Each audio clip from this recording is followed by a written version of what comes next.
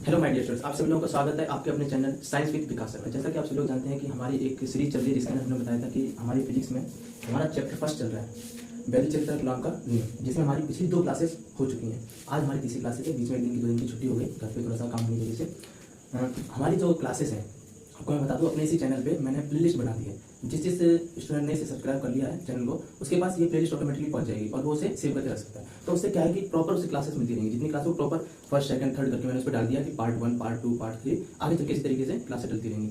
और आज की क्लास हम आगे बढ़ते ज़्यादा बातें नहीं करेंगे।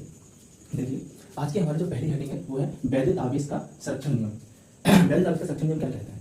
बहुत सरल नियम है, ये केमिस्ट्री में भी है ये नियम, फिजिक्स में भी ये नियम है। क्या नियम कहता है कि आवेश को ना तो हम उत्पन्न कर सकते हैं और ना ही नष्ट कर सकते हैं, इसे एक रूप से दूसरे रूप में परिवर्तित कर सकते हैं। वैद्युत आवेश का संरक्षण नियम कहलाता है। ठीक है, आगे बढ़ते हैं। हमारी दूसरी हमारी हेडिंग है कूलॉम का। ये हेडिंग बहुत ही ज्यादा इंपॉर्टेंट है, एग्जाम के लिए सबसे ज्यादा इंपॉर्टेंट मान जाती है। क्यों? क्योंकि इसी नियम से हमारे आगे जितने भी डेरिवेशन है, जितनी फॉर्मूले इसी नियम से बनने हैं। ठीक है, तो हमारा ये नियम बहुत गौर से सुनो क्या देखिए। तो कूलॉम का नियम क्या कहता है? देखो, किन्हीं दो बिंदु आवेशों के बीच यानी Q1 और किन्हीं दो बिंदु आवेशों के बीच लगने वाला बल यानी F, लगने वाला बल। मैं फिर से रिपीट करता हूँ, किन्हीं दो बिंदु आवेशों के बीच लगने वाला बल उन दो बिंदु आवेशों के गुणनफल के समानुपाती तथा उसके बीच की दूरी के वर्ग के व्युत्क्रमानुपाती होता है। वो पूरी डेफिनेशन इसे करता हूं। किन्हीं दो बिंदु आवेशों के बीच लगने वाला बल उन दोनों बिंदु आवेशों के गुणनफल के समानुपाती तथा उनके बीच की दूरी के वर्ग के व्युत्क्रमानुपाती होता है। F proportional Q1 Q2 upon में R। इस फॉर्मूले की स्टार्टिंग यहीं से होती है और सारी डेफिनेशन इसी से बनती है। इसकी जो भी इसका नियम है वो इसी से ही बनता है। जिस स्टूडेंट ने ये नियम याद कर लिया यानी इसे फॉर्मूले याद करने उसे नियम याद करने बहुत सरल होती है। देखो, F proportional Q1 Q2 upon में R स्क्वायर। प्रोपोर्शनल में निशान हटेगा, उसके जगह बराबर और K लगेगा, जिसे हम लोग कहते हैं कांस्टेंट। इसका मतलब होता है नियतांक। हिंदी मीडियम वाले ध्यान देंगे, इसे कहते हैं नियतांक। आगे देखिए, F बराबर K हटने के बाद K का मान होता है 1/4 पाई एप्सिलॉन 0। इसके जगह क्या है 1/4 पाई एप्सिलॉन। तो F बराबर 1/4 pi epsilon 0 Q1 Q2 upon में R स्क्वायर। उसी तरीके से चलता रहेगा नीचे।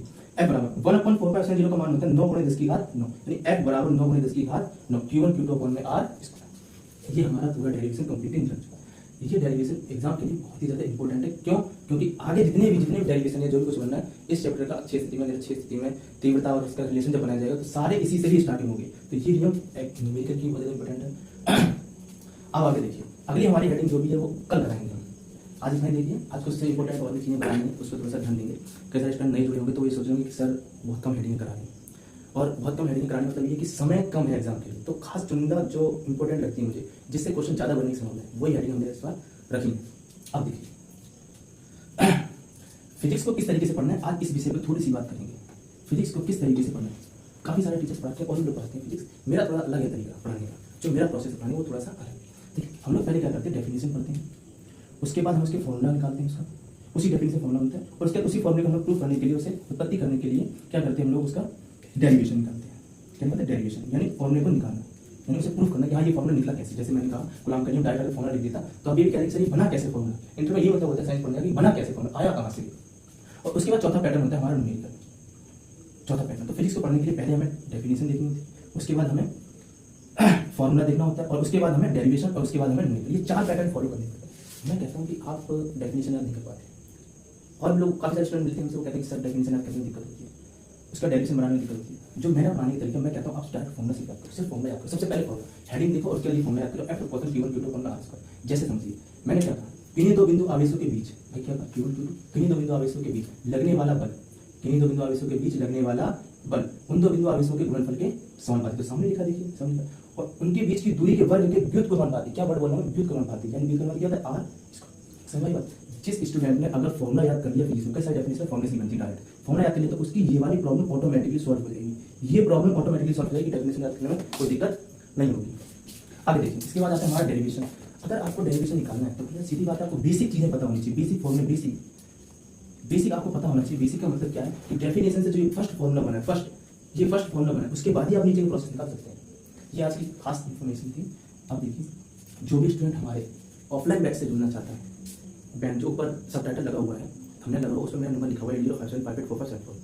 हमारा जो ऑफलाइन बैच है इस समय दिवाली का खास ऑफर चलाने के लिए जा रहे हैं, और एक टीचर जो है वो स्टूडेंट से ही होता है, यानी जो मेरा फेमस सबसे ज़्यादा स्टूडेंटों से रहता है।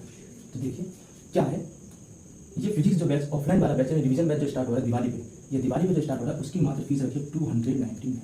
जो भी हमारे ऑफलाइन बैच से जुड़ना चाहता है, जो भी कोई स्टूडेंट जुड़ना चाहता है, कहीं पे भी पढ़ता हो, अदर जगह से पढ़ा हुआ हो, कहीं से अगर वो रिवीजन बैच लेना चाहता है तो 299 में ले सकता है रिवीजन बैच को। इसके अंदर हमारा क्या क्या प्रोसेस है, हम लोग एक बार जल्दी से इसी तरीके से पूरा प्रोसेस कर करके उसे रिवीजन कराएंगे और उसके बाद उसके जो प्रीवियस ईयर क्वेश्चन है वो और लगवाएंगे।